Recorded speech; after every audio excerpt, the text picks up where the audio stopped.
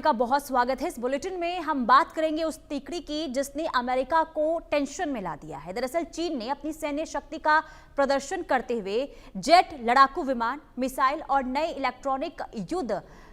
Hardware सहित कुछ अन्य आधुनिक हथियारों को पहली बार सार्वजनिक रूप से दिखाया। द्वितीय विश्व युद्ध के मौके पर यानी कि जो ये विजय दिवस रहा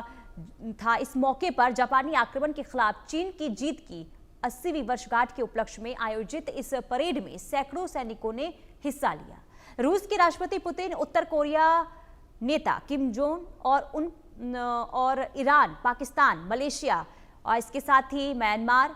मंगोलिया, इंडोनेशिया, जिम्बाब्वे और मध्य एशिया देशों के नेताओं सहित 26 विदेशी नेताओं ने इसमें हिस्सा लिया। विक्ट्री डे परेड में चीनी राष्ट्रपति शी जिनपिंग ने यह कहा कि इतिहास बताता है कि मानवता साथ ही उठती है और गिरती भी है। चीन कभी भी किसी धौंस जमाने वाले से डरता नहीं है और हमेशा आगे बढ़ता रहता है। हालांकि चीन की राजधानी बीजिंग में विक्ट्री डे परेड के मौके पर भी शी जिनपिंग, व्लादिमीर पुतिन और किम जोंग का जुटना डोनाल्ड ट्रंप को पसंद नहीं आया। चीनी सेना की परेड पर प्रतिक्रिया देते हुए ट्रंप ने सोशल मीडिया पर लिखा है कि रूस के राष्ट्रपति व्लादिमीर पुतिन और उत्तर कोरिया के नेता किम जोंग उन मिलकर अमेरिका के खिलाफ साजिश रच रहे हैं। उन्होंने जिनपिंग को चीन की आजादी में अमेरिका के योगदान को याद रखने की भी बात तक कह दी है। और इसी बीच इसी से जुड़ी बड़ी खबर सामने आ रही है। बीजिंग में चीन का शक्ति प्रदर्शन आज देखने को मिला। विक्ट्री डे परेड में चीन ने अपनी ताकत दिखाई। जिनपिंग के मंच पर पुतिन और किम जोंग साथ नजर आए। जिनपिंग ने चीन को अजय बताया। चीन में बदलाव को कोई रोक नहीं सकता, ये शी जिनपिंग की तरफ से बयान सामने आया है। तो जिनपिंग, पुतिन और किम जोंग का साथ आना कहीं ना कहीं अमेरिका को खल रहा है। अमेरिका इसके टेंशन में है क्योंकि आज बीजिंग में चीन ने अपना सैन्य शक्ति प्रदर्शन दिखाया। न सिर्फ सैन्य शक्ति प्रदर्शन दिखाया बल्कि कूटनीतिक संदेश भी चीन की तरफ से दिया गया है। जिनपिंग के मंच पर जब एक साथ किम जोंग और पुतिन नजर आए तो कहीं ना कहीं टेंशन का माहौल अमेरिका में जरूर देखने को मिला है और यही वजह है कि अमेरिका की तरफ से तीखी प्रतिक्रिया भी इस पर सामने आई है। तो बीजिंग में एक तरफ जहां चीन का परेड हुआ, विक्ट्री परेड हुआ, जिसमें अत्याधुनिक मिसाइलों का यहां पर प्रदर्शन किया गया, हथियारों का प्रदर्शन किया गया।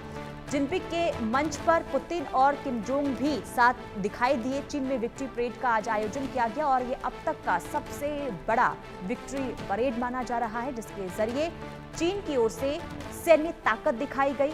सैन्य शक्ति प्रदर्शन यहाँ पर दिखाने की कोशिश चीन की तरफ से हुई है। और हमारे साथ मेहमान भी जुड़ चुके हैं। प्रोफेसर मनोज कुमार, विदेश मामलों के जानकार, और colonel Dinesh Sharma, defence expert हमारे साथ जुड़ चुके हैं। सबसे पहले मैं आपके पास आऊंगी प्रोफेसर मनोज कुमार। जिस तरीके से आज चीन के बीजिंग में जो हमने देखा शक्ति प्रदर्शन चीन की तरफ से दिखाया गया, सैन्य ताकत दिखाने की कोशिश की गई है, लेकिन इससे हटकर जो तस्वीरें सामने आई, यानी कि एक तरफ शी जिनपिंग, साथ ही साथ किम जोंग और पुतिन का जो साथ में आना रहा, जो ये तिकड़ी सामने आई, साथ में आई, इसे लेकर चीन क्या संदेश देना चाहता है? ये तीनों ही देश क्या संदेश पहुंचाना चाहते हैं? देखिए पुनीता जी, ये अभी संघाई में चीन ने जिस तरीके से अपने शक्ति को प्रदर्शन किया है और वर्ल्ड पॉलिटिक्स में जिस तरीके से अभी अमेरिका की नीतियों के चलते जो एक बदलाव देखने को मिल रहा है, जो कि एक बाइपोलर वर्ल्ड से मल्टीपोलर वर्ल्ड की तरफ जो जा रहा है, उसमें ये कल की जो घटना है ये बहुत ही इंपॉर्टेंट है। क्योंकि हम सब जानते हैं कि चाइना विश्व में दूसरी अर्थव्यवस्था रखता है और पहली बार सार्वजनिक रूप से उसने अपने हथियारों का, जखीरा का प्रदर्शन किया है। क्योंकि आज आप देख सकते हैं कि हम सारे देश वर्ल्ड पीस की बात करते हैं, बिजनेस की बात करते हैं, ट्रेड की बात करते हैं, लेकिन आप उसके पीछे हिडन एजेंडा देखिए तो डिफेंस एक बहुत बड़ा सेक्टर होता है। और जिस प्रकार से चाइना ने और रसिया ने और खास करके जो वहाँ किम जोंग, नॉर्थ कोरिया के जो राष्ट्राध्यक्ष हैं, इन तीनों का मिलना ये दिखाता है कि अमेरिका के जो भी जिसने भी अमेरिका को परेशान किया, वो सारे एक मंच पे इकट्ठे हो रहे हैं। और एक तरीके से ये चाइना ने अपना एक अमेरिका को बेसिकली बिल्कुल क्लियर कट इसमें मैसेज है, क्योंकि हम किसी से, आप उनका स्टेटमेंट उठा के देख लिए, जिस प्रकार से उन्होंने अपने स्वतंत्रता डे के अवसर पे जिस तरीके से जो संबोधन किया, मुझे लगता है कि जिनपिंग ने पहली बार इस तरीके से संबोधन किया है कि चाइना किसी से डरने वाला नहीं है। तो इसको हम इस तरीके से देख सकते हैं कि आज अमेरिका का जो एक हेजेमनी था वर्ल्ड पॉलिटिक्स में, वो कहीं ना कहीं उसको एक तरीके से डिस्ट्रॉय होते हुए जा रहा है। और इसका पूरा क्रेडिट अगर किसी को जाता है कि जो ट्रंप की जो पॉलिसीज रही है, नो डाउट ट्रंप को आए हुए 6-7 महीना हुआ, लेकिन इस 6-7 महीने में आप देखिए कि जो एक वर्ल्ड पॉलिटिक्स में चाहे बिजनेस हो या डिफेंस हो या युद्ध हो, रशिया यूक्रेन क्राइसिस देख लीजिए, भारत पाकिस्तान वार देख लीजिए, तो उसमें कहीं ना कहीं अमेरिका पूरी तरीके से एक्सपोज हुआ। और उसी के तहत आज आप देख सकती हैं, इसके पहले एससीओ की जो मीटिंग हुई थी उसमें भारत के नेतृत्व ने जिस तरीके से एक मैसेज दिया पूरे वर्ल्ड को कि हम अपने इंटरेस्ट के लिए किसी भी स्तर तक जा सकते हैं। और देखिए एक चीज हमें समझना होगा कि जब कोई भी देश बिजनेस करता है, ट्रेड करता है, तो उस ट्रेड में दोनों का मुनाफा होना चाहिए। अगर ऐसा होता कि एक तरफ मुनाफा होगा और दूसरे तरफ मुनाफा नहीं होगा, तो मुझे लगता है कि ये एक डिक्टेटोरियल जो अप्रोच है, जिसको हम दादागिरी के रूप में देख सकते हैं, जो कि अमेरिका अभी तक इस चीज को करते आ रहा था। लेकिन आज हमें समझना होगा कि भारत ने जिस तरीके से अपनी अर्थव्यवस्था चौथी बनाई है और जिस प्रकार से लोकतांत्रिक तरीके से बढ़ रहा है, मुझे लगता है कि भारत जहां खड़ा होगा वहां से एक नया वर्ल्ड ऑर्डर शुरू होगा। और इस एससीओ के माध्यम से जिस प्रकार से भारत ने और रसिया और चीन ने जिस तरीके से अमेरिका के खिलाफ एक जो स्टेटमेंट आया है उस, और ये भी चीज मैं पुनीता जी कहना चाहूंगा कि आज पाकिस्तान भी इसमें कॉर्नर हो रहा है, क्योंकि आप देखिए जो अमेरिका के जो व्यापारिक सलाहकार हैं, जो उनके बिजनेस एडवाइजर हैं, उनका स्टेटमेंट आ रहा है कि भारत ने भी जो ये कदम उठाया है वो अच्छा नहीं है। लेकिन आप खुद समझिए कि जब वो पाकिस्तान के साथ एक टेररिस्ट कंट्री के साथ जब खड़ा हो रहे थे, अपने नोबेल पीस के लिए डिमांड कर रहे थे, तो मुझे लगता है कि इन सारी घटनाओं को हमें जोड़ के देखना होगा। और रसिया यूक्रेन क्राइसिस जो लगभग 3.5 साल से ज्यादा होने जा रहा है, और उसमें रसिया ने जिस तरीके से अपने एक इंटरनेशनल पॉलिटिक्स में जो एक छवि मजबूत की है, वो कहीं ना कहीं अमेरिका को एक तरीके से डाउन करते हुए जा रहा है। तो मुझे लगता है कि आने वाले समय में ये बहुत ही पॉजिटिव रोल होगा। जी मनोज जी, इसलिए जो शक्ति प्रदर्शन आज दिखाने की कोशिश हुई है चीन की तरफ से, इसकी टाइमिंग पर इसलिए भी सवाल उठ रहे हैं क्योंकि एक तरफ अमेरिका की तरफ से टैरिफ वॉर, दूसरा यूक्रेन और रूस का जो वॉर चल रहा है, और इस बीच ताकत चीन का दिखाना, क्या इसे भी जोड़कर देखा जा सकता है? बिल्कुल बिल्कुल पुनीता जी, देखिए कोई भी नेशन जब बनता है तो उसमें आज के डेट में सामरिक और अर्थव्यवस्था ये दोनों बहुत ही इंपॉर्टेंट है। और चाइना नो डाउट एक बहुत ही उसकी लिगेसी रही है, और जिस तरीके से उसने प्रोडक्शन के मामले से अर्थव्यवस्था में पूरे वर्ल्ड के सामने अपने आप को प्रस्तुत किया है, वो कहीं ना कहीं एक तरीके से उस चीज को और भी आगे लेके जा रहा है। और जिस तरीके से अमेरिका की स्थिति कमजोर होते जा रही है और उसमें चाइना और रसिया का साथ आना और किम जोन का साथ आना, तो आप देखिए ये तीनों जगह पे डेमोक्रेटिक सिस्टम काम नहीं होता है। तीनों एक तरीके से आप देखिए तो वहां पे डिक्टेटोरियल शासन है। और जिस प्रकार से वहां पे इन लोगों ने अपने डिफेंस के माध्यम से, क्योंकि हम सब जानते हैं कि वर्ल्ड का जो इकोनॉमिक है वो 3 सेक्टर कंट्रोल करता है, जिसमें डिफेंस सबसे पहले आता है। तो चाइना नो डाउट अपने आप को पिछले 25-30 सालों से जिस तरीके से इमर्ज किया है हर सेक्टर में, वो चाहे प्रोडक्शन हो या डिफेंस हो, उसी का प्रदर्शन था। और नो डाउट जिस तरीके से अमेरिका का धमकी आता है, जिस तरीके से थ्रेटन करता है और पूरे वर्ल्ड को कंट्रोल करने के लिए अपने हेजेमनी का जो यूटिलाइज करता है, मुझे लगता है कि आज उसी का जवाब चाइना ने दिया है वहां पे रसिया और किम जोन के साथ खड़ा करके। और इसके साथ साथ आप देखिए 26 देश वहां पे शामिल हुए हैं। मुझे लगता है कि अभी तक इस तरीके के स्वतंत्रता परेड में पहली बार चाइना ने किया है। तो ऑब्वियसली जो आप बोल रही थी कि टाइमिंग इज वेरी इंपॉर्टेंट, तो वर्ल्ड पॉलिटिक्स में टाइमिंग का बड़ा ही इंपॉर्टेंट रोल होता है कि हम कब क्या कर रहे हैं। और उसी हिसाब से जो एक अमेरिका का जो हेजेमनी था वो एक तरीके से डिटोरिएट होते हुए जा रहा है। जी बिल्कुल। और दिनेश शर्मा जी, कर्नल दिनेश शर्मा जी हमारे साथ जुड़े हुए हैं। दिनेश शर्मा जी, जिस तरीके से यहाँ पर हथियारों का जखीरा दिखाया गया चीन की तरफ से, यानी कि एक तरफ तो कोल्ड वॉर हम कहीं देखने को मिल रही है अमेरिका और चीन के बीच में, और साथ ही साथ भारत को भी लगातार देखिए जिस तरीके से तीखी प्रतिक्रिया अमेरिका की ओर से दिया जा रहा है। इन सब से हटकर जो आज चीन की तरफ से परेड में जो अत्याधुनिक हथियारों का प्रदर्शन किया गया है, इससे आखिर किसे परेशानी हो सकती है? चीन की ओर से क्या संदेश देने की कोशिश की गई आज? देखिए मैडम, इस प्रकार की जो विक्ट्री परेड चाइना के अंदर हो रही है, इसके पीछे कई कारण हैं। पॉलिटिकल रीजन है, वर्ल्ड को अपनी क्षमताओं के बारे में बताना है, डिप्लोमेटिक रीजन है, और एक प्रकार के दबाव की राजनीति जो कि उनके अगेंस्ट है उनके कंट्रीज। तो सबसे पहले देख लेते हैं कि हिस्टोरिकल रीजन क्या है। ये चाइना अपने आप को, मेरा ख्याल है, हिस्ट्री को जो है ये रीराइट करना चाहता है। हालांकि जापान ने 1937 से लेके और 45 तक जो है काफी हमले किए थे चाइना के ऊपर, काफी उनकी जानमाल और उनकी टेरिटरी को कैप्चर किया था। तो पहला एम जो मैं इस विक्ट्री डे परेड का ये देखना चाहता हूँ, जो समझता हूँ कि चाइना जो है अपनी डोमेस्टिक पॉपुलेशन के अंदर एक राष्ट्रीय गर्व की भावना को पैदा करना चाहते हैं। दूसरा जो है पॉलिटिकल इंपॉर्टेंस जो वो शो करना चाहते हैं, पूरे वर्ल्ड को बताना चाहते हैं कि हम सेकेंड वर्ल्ड वॉर के अंदर एक विजेता राष्ट्र के रूप के अंदर हुए हैं और हमारी इंपॉर्टेंस को पूरी दुनिया को गंभीरता से लेना चाहिए। शो ऑफ मिलिट्री माइट है, आप जो है ये दिखाना चाहते हैं वर्ल्ड को कि आज की तारीख के अंदर हमारे जितने भी मिलिट्री हार्डवेयर है वो हम अपने आप तैयार कर रहे हैं। हमारी टेक्नोलॉजी, चाहे वो मिसाइल सिस्टम है, एयरक्राफ्ट है, ड्रोन है, या बाकी जो उन्होंने एयर डिफेंस के वेपन सिस्टम को दिखाया, वो बताना चाहते हैं कि हम सेल्फ रिलायंस है और हम किसी भी क्षेत्र में मिलिट्री हार्डवेयर के किसी भी क्षेत्र के अंदर हम किसी अन्य देश से पीछे नहीं हैं। तो ये एक प्रकार से अपने मिलिट्री हार्डवेयर को, या आप कह सकते हैं कि मिलिट्री मार्केट्स जो बाकी कंट्रीज की है उनको अपना शोकेस करना और उस मार्केट को कैप्चर करने का एक कारण ये हो सकता है। दूसरा, वर्ल्ड के अंदर जो है वो उन्होंने अपने एक पावरफुल कंट्री होने की जो इमेज को प्रोजेक्ट करना चाहते हैं, और इसके साथ साथ वो अमेरिका को भी एक प्रकार से डायरेक्टली या इनडायरेक्टली एक प्रकार से चैलेंज देते हैं कि हमारी आर्म्ड फोर्सेस जो है आपकी आर्म्ड फोर्सेस से किसी प्रकार से भी कम नहीं है, बराबर की हमारी भी आर्म्ड फोर्सेस है। तो एक प्रकार से वो चैलेंज देते हैं। और साथ में जो है जितने भी वो जो कंट्रीज हैं साउथ चाइना सी के आसपास के जितने कंट्रीज हैं, चाहे आप फिलीपाइंस ले लीजिए, इंडोनेशिया ले लीजिए, वियतनाम है, चाहे उस तरफ ताइवान है, चाहे जापान है, उनके ऊपर एक प्रकार का ये दबाव बनाने की नीति होती है जिस समय आप अपने मिलिट्री माइट को पूरा इस प्रकार से एक्सपोज करते हैं। डोमेस्टिकली यस, चाइना के जो प्रेसिडेंट है वो चाइनीज लोगों को ये बताना चाहते हैं कि कम्युनिस्ट पार्टी ऑफ चाइना जो है वो आपकी रक्षक है, वो आपके हितों का ख्याल रखेगी, आपकी रक्षा करेगी, क्योंकि ये सब काम करने के लिए हमारे पास एक स्ट्रॉन्ग सेना है। और डिप्लोमेटिक एम आप देख लीजिए, 25 कंट्रीज जो हैं वो आज उनके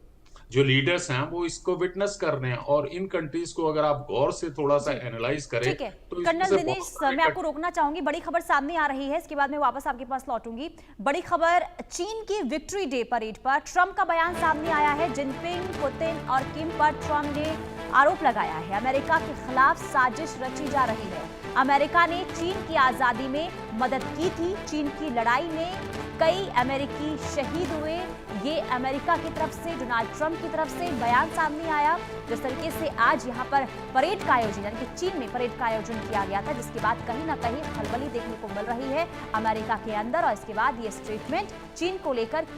की आजादी में, यानी कि चीन की आजादी में अमेरिका का हाथ है। हमारे साथ मनोज कुमार जी जुड़े हुए हैं।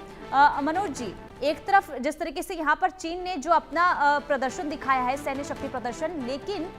माना जाए कि अमेरिका इससे टेंशन में है और यही वजह है कि अब चीन को उसकी आजादी भी याद दिलाई जा रही है कि आप ये मत भूलें कि चीन को जो आजादी मिले इसमें अमेरिका का हाथ है।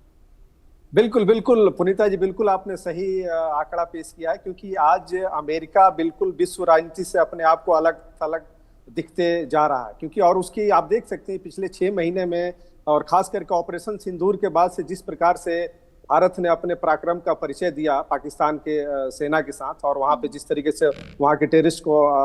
सफाया किया, और उसके बाद से जो अमेरिका का स्टैंड निकल के आया, पूरे वर्ल्ड के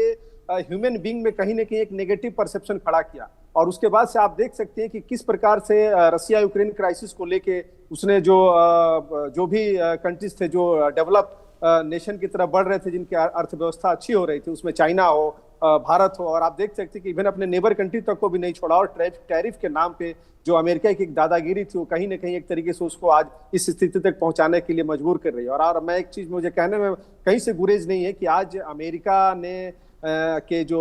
आप समझिए कि कोई भी कैबिनेट होता है, वहां पे सुबह में ट्रंप क्या बोलेंगे, दोपहर में उनके सलाहकार क्या बोलेंगे, तो वर्ल्ड राजनीति ऐसे नहीं चलती है। और आप देख सकते हैं कि अभी पिछले 2 दिनों के बाद से एससीओ मीटिंग के बाद से जिस तरीके से वहां के एक्सपर्ट का जो ओपिनियन आ रहा है, भारत के पक्ष में भी आ रहा है, और अभी आपने जैसे बताया कि चाइना को अपने मदद का याद दिलाना, तो मुझे लगता है कहीं ना कहीं आज अमेरिका विश्व राजनीति की गतिविधियों में और जिस तरीके से उसका जो अप्रोच रहा है वो अलग थलग पड़ते जा रहा है, इसीलिए आज वो अपने पुराने संबंधों को दोहराने का प्रयास कर रहा है। लेकिन मैं फिर मानता हूं कि वर्ल्ड पॉलिटिक्स में अभी हमारे डिफेंस एक्सपर्ट्स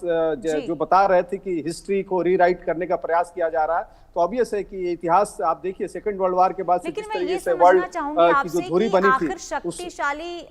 मुल्क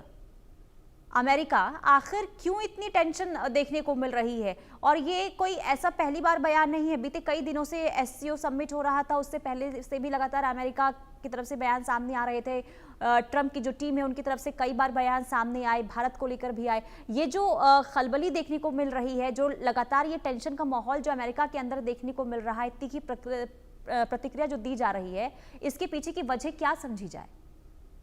देखिए पुनीता जी, इसका जो मूल वजह यही है कि ट्रंप का जो मेन एजेंडा है, जिस तरीके से उन्होंने अमेरिका फर्स्ट की जो बात की, और मैं ये मानता हूं कि वर्ल्ड पॉलिटिक्स में ट्रेड एक बहुत ही इंपॉर्टेंट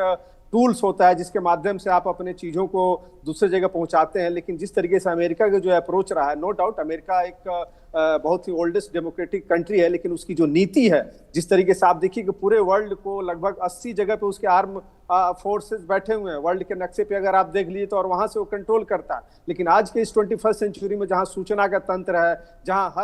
हर एक व्यक्ति दूसरे के ऊपर डिपेंडेंसी उसकी बढ़ते जा रही है, हम ट्रेड का प्रभाव कर रहे हैं, आर्थिक विकास करना चाहते हैं, टेक्नोलॉजी का विकास हो रहा है, उसमें आप एक तरफा अगर डिसीजन लीजिएगा तो मुझे लगता है कि जो भी सॉवरन स्टेट है कोई भी उस डिसीजन को मानने को तैयार नहीं है। और अमेरिका को, और खास करके ट्रंप, अपने बिजनेस पॉलिसीज के चलते, अपने पर्सनल इंटरेस्ट के चलते अमेरिका को कहीं ना कहीं पीछे लेके जा रहे हैं। तो मुझे लगता है कि यहाँ पे हमें दोनों अलग करके देखना चाहिए, क्योंकि आज जिस तरीके से अमेरिका के प्रेसिडेंट का जो नीति है वो कहीं ना कहीं अमेरिका को खतरे की घंटी उसके लिए खड़ा कर रहा है। और नो डाउट आप देखिए वहां पे अमेरिकन में जिस तरीके से वहां के इंटरनल पॉलिटिक्स में जो अपोजिशन खड़ा हो रहा है, वहां पे लोग, चाहे मीडिया हो या जो उनके इवन जो उनके कैबिनेट में जो लोग भी हैं, इवन सीनेट्स में या कांग्रेस में जो भी उनके लोग हैं, एक तरीके से क्रिटिकल असेसमेंट शुरू हो गया। तो मुझे लगता है कि इसमें ट्रंप को अपनी इस वर्ल्ड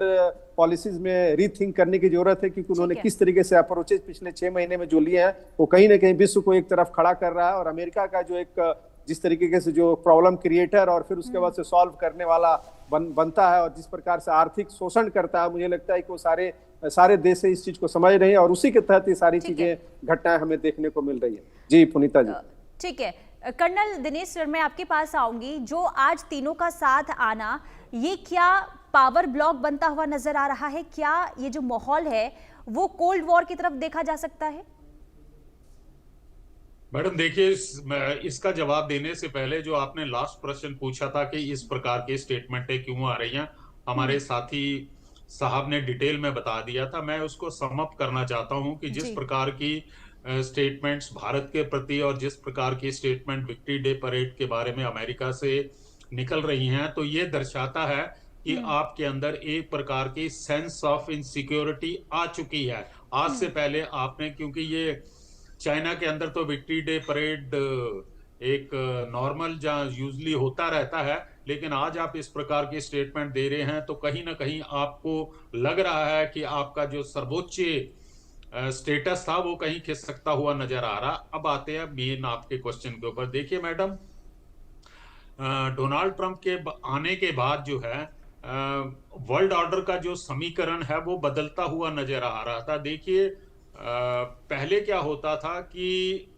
हर एक नेगोशिएशन के अंदर जो वेस्ट कंट्रीज में होता था, हर एक नेगोशिएशन के अंदर जो है रशिया को, जो अष्टवाइल यूएसएसआर को बाहर रखा जाता था। लेकिन अब क्या है, बाकी यूरोप को अलग रखा जा रहा है और डायरेक्टली जो है रशिया के साथ जो है नेगोशिएशन और बातचीत हो रही है, तो ये बात अलग है। अब आप देखिए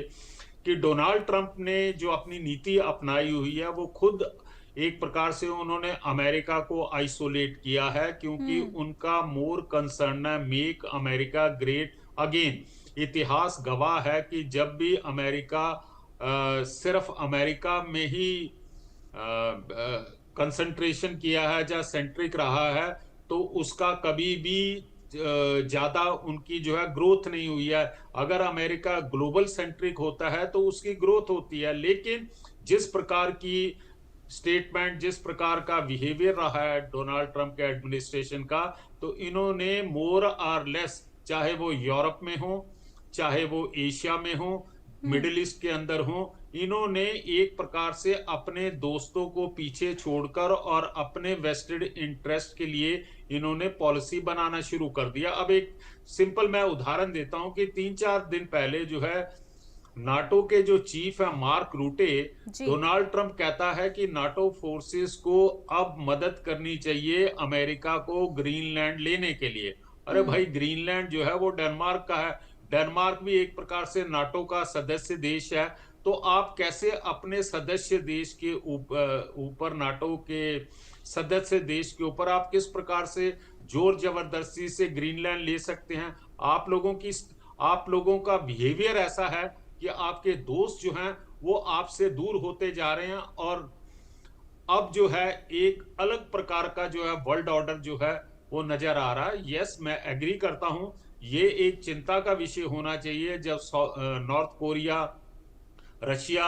चाइना जो है वो उनका गठजोड़ बढ़ता। अब आप देखिए ईरान के प्रेसिडेंट भी यहाँ पर हैं, तो जितने कंट्रीज में आए हैं यहाँ के, जिनके वर्ल्ड लीडर आए हुए हैं, उसमें मैक्सिमम ऐसे कंट्रीज हैं जिनका कि अमेरिका के साथ किसी प्रकार का विवाद है, किसी प्रकार का मनमुटाव है, चाहे वो ईरान है, चाहे वो नॉर्थ कोरिया है, रशिया है, चाइना है। तो मैं और एक यही सैनिक वजह है होने सर के कि नाते एकजुटता से ट्रम्प के अंदर परेशानी देखने को मिल रही है, और इस तरीके के स्टेटमेंट आज़ादी को लेकर, चीन की आज़ादी को लेकर जो स्टेटमेंट दिए गए हैं। मनोज कुमार सर, मैं आपसे ये समझना चाहूँगी, क्या इन तीनों का साथ आना, शी जिनपिंग, पुतिन और किम जोंग का जो साथ आना आज देखने को मिला है, क्या इससे यूक्रेन और जो ताइवान के जो मामले हैं, क्या उसमें भी कोई बदलाव देखने को मिल सकता है? क्या वो जो मामले हैं वो बिगड़ सकते हैं? देखिए पुनीता जी, एक चीज तो हम लोग पिछले 3-3.5 साल से देख रहे हैं कि जो रसिया यूक्रेन का जो क्राइसिस है और उसमें रसिया ने जो बढ़त बना रखी है, उससे वो पीछे हटने वाला नहीं है। क्योंकि हम सबको पता है कि जो नेटो का जो आर्टिकल 5 है वो कहीं से भी यूक्रेन को नेटो का मेंबर बनने के लिए प्रोत्साहित नहीं करता। लेकिन जिस प्रकार से यूरोपियन यूनियन और इसके पहले की जो बाइडेन सरकार थी, अमेरिका ने जिस तरीके से यूक्रेन को रसिया के सामने खड़ा किया, और आज जब रसिया अंदर घुसते जा रहा है तो आज पीस और शांति वार्ता की बात कर रहे हैं। और आप इसी से अंदाजा लगा सकते हैं कि अमेरिका की नीति कितनी गलत है कि एक जब डेमोक्रेट्स थे तो उन्होंने यूक्रेन को खड़ा किया रसिया के सामने खड़ा लड़ने के लिए, और जब ट्रंप आए तो उसको समाप्त करना चाह रहे हैं, और फिर बीच में उन्होंने एक तरीके से हथियार भी प्रोवाइड कर रहे हैं। तो मुझे लगता है कि आज ये जो अमेरिका की जो नीति है, वर्ल्ड के सारे नेशन इस चीज को समझ चुके हैं और बुरी तरीके से एक्सपोज हो चुका कि अब ये इस तरीके की दोहरी नीति नहीं चलेगी। नो डाउट अमेरिका विश्व का एक सबसे बड़ा आयातक देश है और हर देश उसके साथ बिजनेस करते हैं, लेकिन उसके साथ सबसे नेगेटिव एस्पेक्ट ये है कि अमेरिका का प्रोडक्शन जो है डिफेंस के अलावा बाकी किसी चीज में नहीं है वो, और पूरी तरीके से फुल्ली डिपेंडेंट है। तो उसकी अर्थव्यवस्था विश्व के दूसरे देशों पर डिपेंडेंट है। नो डाउट चाइना को जो आज ग्रोथ है वो अमेरिका के चलते ही ग्रोथ है, लेकिन आज चाइना के ऊपर जिस तरीके से इसने एक क्राइसिस क्रिएट करने का प्रयास किया, अभी आपने जो ताइवान की बात की, तो ऑब्वियसली कि ताइवान पे हमेशा से चाइना का एक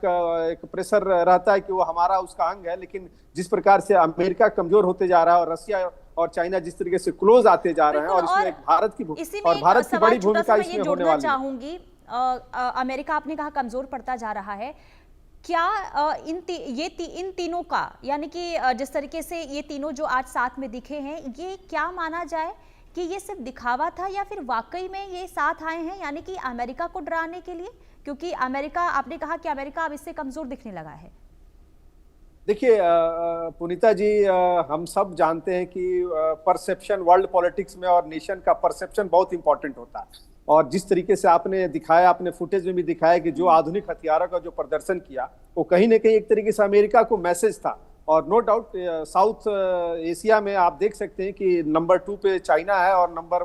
4 पे भारत है। तो भारत एक लोकतांत्रिक देश है और अमेरिका को यही चीज ज्यादा परेशान कर रही है कि भारत भी आज हमको छोड़ के जा रहा है। तो आप समझ सकते हैं कि जब तुम पाकिस्तान के साथ खड़े हो रहे हो, एक टेररिस्ट कंट्री के साथ खड़े हो रहे हो, और कोई भी नेशन सॉवरन स्टेट में उसकी एक इंडिपेंडेंस है कि हम अपने नेशनल इंटरेस्ट को ध्यान में रखते हुए हम किसी के साथ जा सकते हैं, किसके साथ नहीं जा सकते हैं। तो आज मुझे लगता है कि इसमें ऑब्वियस है कि अमेरिका के लिए बड़ा ही मतलब एक बैड फेजेज का शुरुआत हुआ है वर्ल्ड पॉलिटिक्स में, और उसमें जिस तरीके की आगे आने वाले समय में जो घटनाएं घटेंगी उसमें ऑब्वियस है कि रसिया यूक्रेन का जो क्राइसिस है ये अभी और आगे बढ़ेगा, क्योंकि रसिया इसमें से पीछे नहीं हटने वाला है। और रसिया और पुतिन एक मजे हुए लीडर की तरह अपने आप को प्रोजेक्ट करते हैं। और बिल्कुल, और यही वजह है कि रशिया को जब भी मौका मिलता है वो अपना शक्ति प्रदर्शन जरूर